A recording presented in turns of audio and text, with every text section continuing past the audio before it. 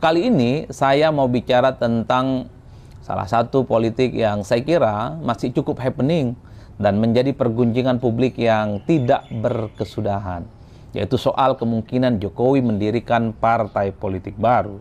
Beberapa waktu yang lalu, salah satu loyalis Jokowi, seorang loyalis yang menurut saya paling Jokowi, yang terkenal dengan statementnya, merah kata Jokowi, merah kata relawan, yaitu Budi Ari yang saat ini adalah seorang menteri di kabinetnya Pak Prabowo Subianto, mengaku bertemu dengan Jokowi yang salah satu pembicaraannya adalah soal kemungkinan bicara partai yang disebut dengan Partai Super TBK.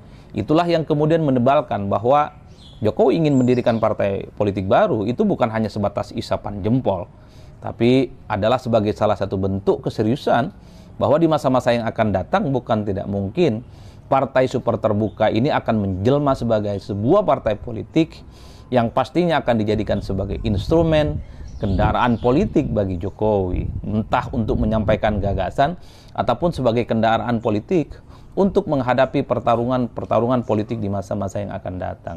Jadi dalam konteks itulah menurut saya penting untuk ikut nimbrung bicara. Satu hal, suka tidak suka, di negara kita ini segala perjuangan politik apapun, memang salah satu instrumen pentingnya adalah partai politik.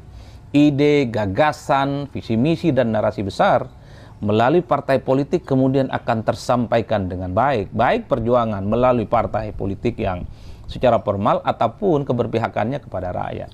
Mari kita cek satu persatu. Begitu banyak partai politik di negara kita ini yang sebenarnya adalah personifikasi, adalah replika dari politik seseorang yang dinilai ketokohan dan kefigurannya di atas rata-rata. Mari kita cek misalnya soal PDIP. Suka tidak suka, PDIP itu adalah replika politik dari Megawati Soekarno Putri sebagai ketua umum partai. Ide-ide yang terkait dengan marhainisme, ide-ide yang terkait dengan bagaimana memperjuangkan rakyat di bawah, itu murni sebagai sebuah gagasan yang memang sejak awal selalu disampaikan oleh Megawati.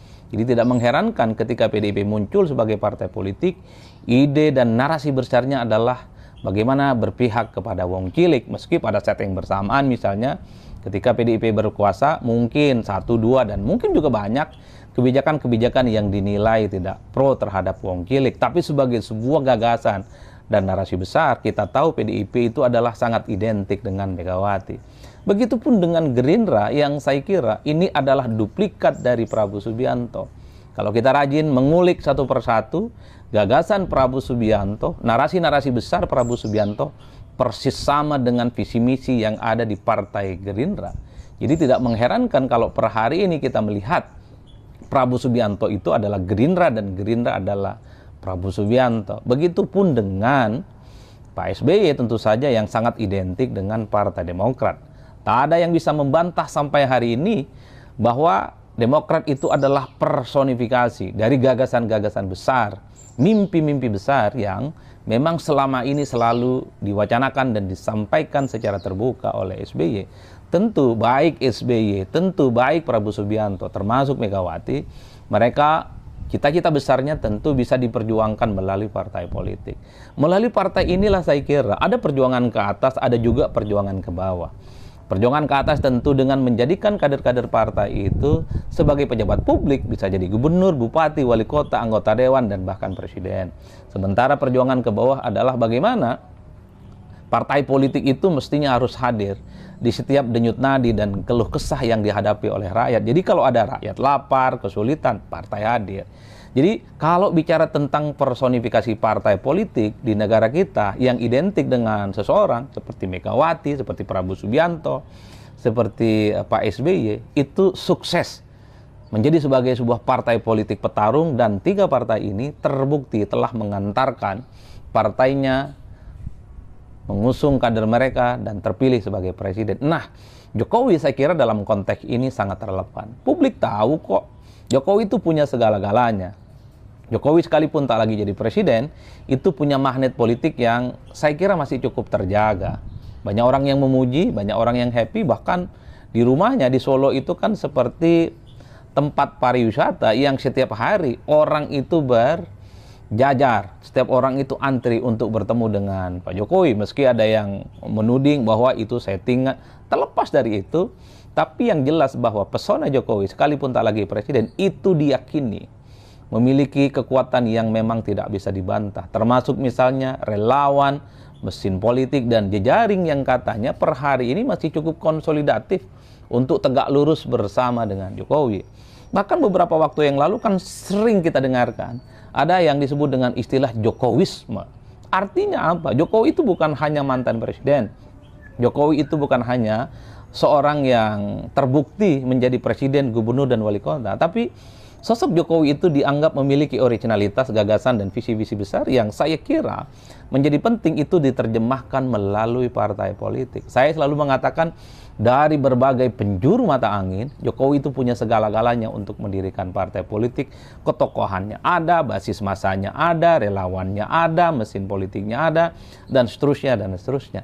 Itulah yang saya sebutkan bahwa salah satu untuk menguji bagaimana gagasan, networking, dan jejaring politik Jokowi itu terus kuat hingga hari ini, tentu adalah dengan mendirikan partai politik. Dengan mendirikan partai politik itulah tentu saja bagaimana kekuatan Jokowi itu akan diuji. Apakah nanti partainya Pak Jokowi yang disebut dengan partai super terbuka ini misalnya menang di pileg, bisa usul capres dan cawapres, ataupun misalnya di pilkada mampu mengusung calon gubernur, bupati, dan wali kota.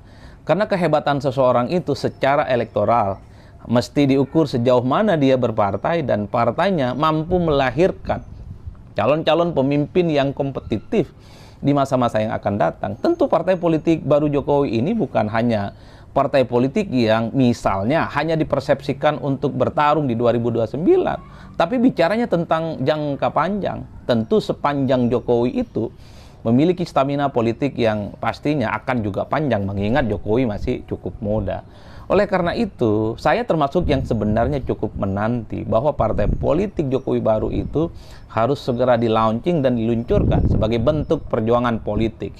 Pak Jokowi itu adalah sebagai sosok yang memang cukup layak untuk disejajarkan dengan ketua umum partai yang lainnya yang ada di Indonesia. Itulah yang saya sebutkan. Jokowi tutup mata saja, saya kira partai politiknya yang disebut dengan Partai Super TBK ini mungkin akan mendapatkan apresiasi publik. Bagaimana cara mengukurnya? Tentu adalah partai.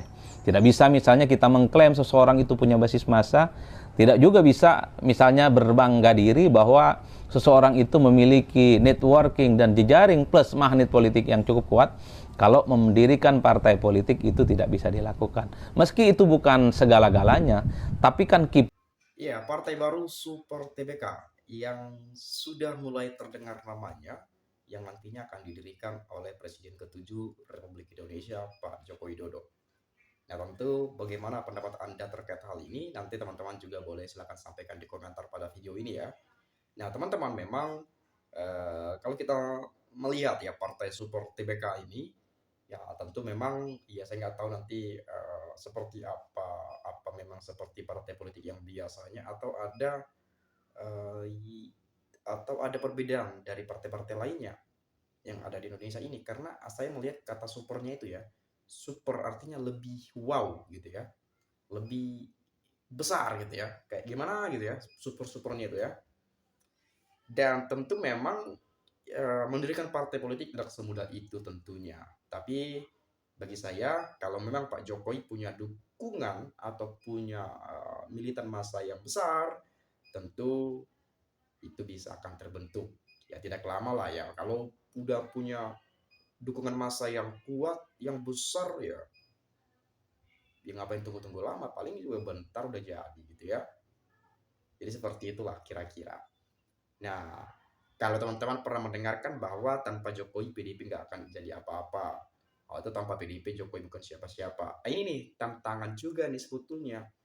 Kalau misalkan Pak Jokowi punya dukungan yang besar tadi bahwa tanpa Jokowi PDIP nggak akan jadi siapa-siapa misalnya, artinya Pak Jokowi ketika mendirikan partai bahkan boleh lebih besar dibandingkan PDIP yang sekarang. Apakah seperti itu mungkin? Karena saya sering sekali melihat dan mendengarkan kata-kata itu dan mungkin juga sering juga dibahas hubungan antara PDIP dengan Pak Jokowi yang sudah renggang yang mungkin nggak ada pintu masuk lagi buat seorang Jokowi kepada PDIP gitu ya. Dan inilah nanti yang menjadi ujian atau mungkin yang menjadi suatu hal yang perlu kita lihat atau pembuktian lah dari seorang Pak Jokowi. Apakah benar dirinya punya pendukung massa yang besar, punya militan yang besar? Yaitu tadi dengan cara membuat partai baru. Apakah nanti bisa langsung terbentuk? Dan bila terbentuk, beberapa tahun ini langsung lolos ke Senayan 2029, baru kita angkat jempol dua-dua dan kita mengakui bahwa benar pendukung massa yang besar itu ada untuk mendukung Jokowi dan efek Jokowi itu besar karena kalau kita melihat banyak juga mengatakan efek Jokowi sangat besar, efek Jokowi sangat besar. Tapi ada yang mengatakan efek Jokowi itu nggak besar, tapi efek kekuasaan lah yang lebih besar. Nah, itu kan beda tuh. Jokowi kan secara personal, Pak Jokowi kan secara pribadi. Tapi kalau kekuasaan kan memang ya sudah nggak punya kekuasaan lagi, sudah di Pak Prabowo kekuasaannya seperti itu. Nah, seperti apa pendapat Anda? Nanti boleh silakan sampaikan di video ini. Itu saja. Terima kasih sekali lagi saya ucapkan salam NKRI harga mati.